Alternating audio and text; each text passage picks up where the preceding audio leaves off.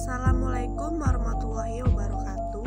Kami di sini akan menjelaskan fonologi bahasa Indonesia.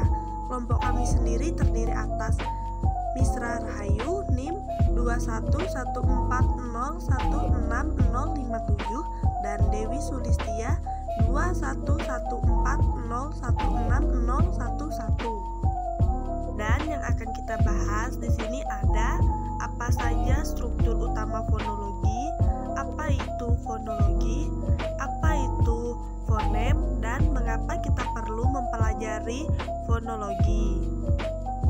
Baik, yang pertama kita akan membahas apakah fonologi itu. Fonologi adalah ilmu yang mempelajari bunyi bahasa. Secara bahasa, fonologi berasal dari bahasa Inggris, yakni fonologi. Secara etimologi, fonologi dibentuk dari kata fon yang berarti bunyi dan logos yang berarti ilmu. Secara definisi, fonologi merupakan cabang dari ilmu linguistik yang mengkaji bunyi yang dikeluarkan atau yang dihasilkan dalam bahasa tertentu. Dalam ilmuwan bahasa yang dimaksudkan, fonologi adalah salah satu kajian ilmu bahasa linguistik yang mempelajari bunyi-bunyi bahasa, baik pada bahasa masyarakat yang sudah maju maupun bahasa pada masyarakat yang masih bersahaja. Dalam segala aspeknya, menurut Arifin, fonologi merupakan bunyi, sembarang bunyi, melainkan bahasa yang membedakan arti dalam bahasa lisan maupun tulisan yang digunakan manusia. Bunyi yang dipelajari dalam fonologi kita sebut dengan istilah fonem. Lalu, apa saja struktur utama dari fonologi? Jadi, struktur utama fonologi itu ada dua, yaitu yang pertama ada fonetik. Pengertian dari fonetik ialah ilmu mempelajari bunyi bahasa tanpa memperhatikan apakah bunyi-bunyi tersebut mempunyai fungsi sebagai pembeda makna atau tidak. Sedangkan menurut KKBI, fonetik adalah bidang linguistik tentang pengucapan bunyi ujar. Fonetik mempelajari bunyi bahasa tanpa memperhatikan bunyi atau bahasa tersebut memiliki makna atau tidak. Contoh yang dipelajari dalam kajian fonetik seperti bunyi nasal, bunyi oral, bunyi panjang, bunyi pendek. Pembentukan vokal berdasarkan bentuk bibir, pembentukan konsonan berdasarkan cara artikulasi, dan lain-lain. Dan yang kedua ada fonemik. Pengertian dari fonemik ialah ilmu yang mempelajari bunyi bahasa. Dengan memperhatikan fungsi bunyi, bahasa tersebut sebagai pembeda makna. Lalu, menurut KKBI, fonemik adalah bidang linguistik tentang sistem fonem. Fonemik merupakan cabang studi dari fonologi yang mempelajari bunyi bahasa dengan memperhatikan fungsi bunyi sebagai pembeda makna dari bunyi atau bahasa tersebut. Salah satu contoh kata fonemik ialah kata paru dan baru. Sedangkan fonetik, contoh katanya bisa bunyi, gerah, dan monyet atau sate. Lalu, apa sih pengertian dari fonem itu? Menurut Supriyadi, fonem adalah suatu kebahasaan yang terkecil.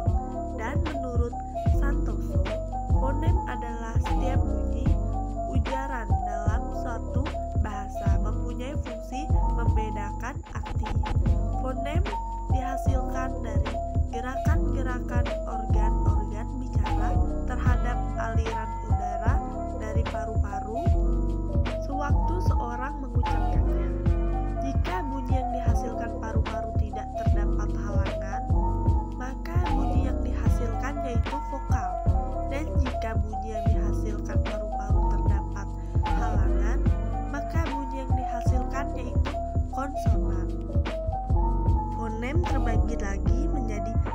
jenis fonem dalam bahasa Indonesia. Di sini ada fonem vokal, yaitu vokal adalah bunyi ujaran yang dihasilkan paru-paru dan dikelola alat ucap tanpa mendapatkan halangan. Vokal sendiri terbagi menjadi dua, yaitu vokal tunggal atau sering disebut dengan monofloton, yaitu vokal yang terdiri dari satu fonem saja. Contohnya A, I, U, E, dan O. Dan vokal rangkap atau sering disebut dengan diftong, yaitu gabungan dari dua vokal yang menyatu. Contohnya ai, au, dan oi. Sedangkan fonem konsonan, yaitu konsonan adalah bunyi yang dihasilkan dari paru-paru dan dikelola oleh alat ucap. Namun, terdapat rintangan saat dikeluarkan.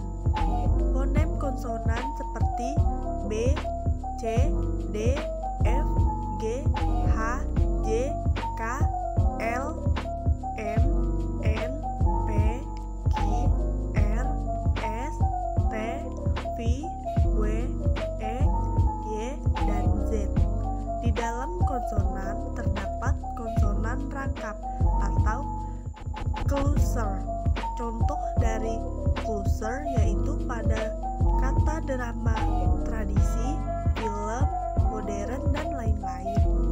Lalu, kenapa sih kita harus belajar fonologi? Jadi begini, setelah kita mengetahui apa itu fonologi dan apa saja struktur atau bagian-bagian yang terdapat di dalamnya, maka kita harus tahu mengapa kita harus mempelajari fonologi dan apa saja manfaatnya.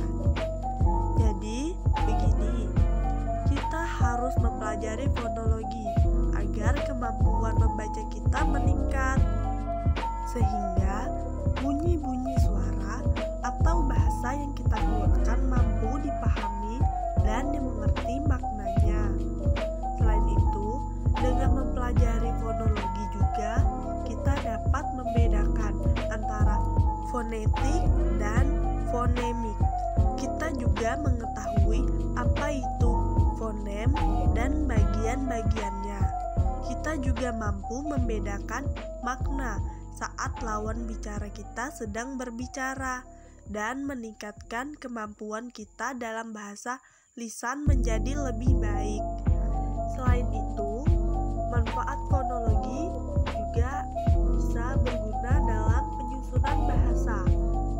Manfaat fonologi dalam penyusunan bahasa selain memahami bunyi-bunyi bahasa, tetapi juga bisa menuliskan bunyi-bunyi tersebut dan mengenal suku kata untuk menuliskan singkatan nama orang, lambang, dan sebagainya. Ada juga manfaat dalam pembelajaran bahasa Indonesia. Menurut Suhendra, mengemukakan bahwa fonologi dapat membantu para guru bahasa dalam proses pengajaran bahasa yang efektif. Hal itu dilakukan dengan cara membandingkan sistem fonologi bahasa yang diajarkan dengan bahasa ibu para muridnya. Selain itu, ada juga manfaat fonologi dalam kosakata bahasa. Dalam bahasa Indonesia, penentuan baku dan tidak baku juga didasarkan pada kajian fonologis. Contohnya, dalam aturan penerapan kosakata asing terdapat aturan penyenggarapan berdasarkan tulisan dan penyerapan berdasarkan bunyinya. Itu berarti dasar-dasar fonologis digunakan dalam penyusunan aturan tersebut. Sekian yang dapat kami sampaikan, kurang lebihnya kami mohon maaf. Terima kasih. Assalamualaikum warahmatullahi wabarakatuh.